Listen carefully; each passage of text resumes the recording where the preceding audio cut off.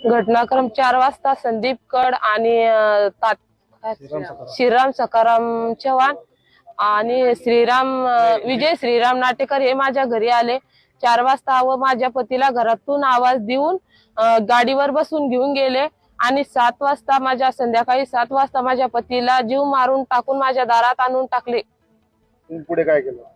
पुढे मी त्यांनी गाडीवर आणल्यावर मी त्यांना ओळखलेच नाही की ते माझे पती म्हणून त्यांचे कपडे बदललेले होते आणि दुसरे कपडे घातलेले होते।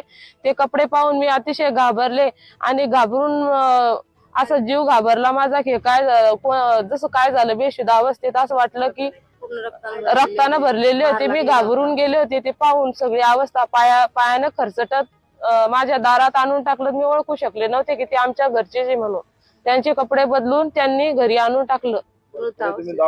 दवाखान्यात नेल्यावरही त्या डॉक्टरांनी प्रेत असं घोषित केलं, मेलेले म्हणून मृत घोषित केलं। आणि मग बुलढाण्यामध्ये पीएमचा अहवाल असा होता की ते पागल होते आणि स्वतःवर वार करून घेतले असा अहवाल होता। अटक आला असा पीएम मध्ये असं सांगितलं की अटक आले, डोक्याला मार लागलेला आहे, पाय असे खरचटत आणलेले, रक्ताने कपडे भरलेले होते, मेंदूला मार होता, मागून कानातून रक्त वाहत होतं।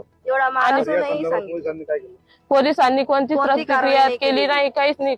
आरोपी खुल्या गावात फिरायले, आज 6वा दिवस पण कोणतीच कार्यवाही केली नाही, कोणत्याच पोलिसांनी केली नाही। 2 दिवसाचा वेळ दिला आम्हाला पीएम साठी जबरदस्ती आम्हाला पोलिसांनी केलं, तयार केला, दबाव तयार केला म्हणून आम्ही घाई पीएम त्यांनीच तयार केलं, घरी आले। पीएम रिपोर्टही बदललेला आहे आणि डॉक्टरने पैसे खाऊन सगळे हे बदललेलं आहे। पीएम रिपोर्ट पंचनामाही करण्यात नाही आला, रिपोर्ट दाबण्यात आलेली, सगळे रिपोर्ट दाबले।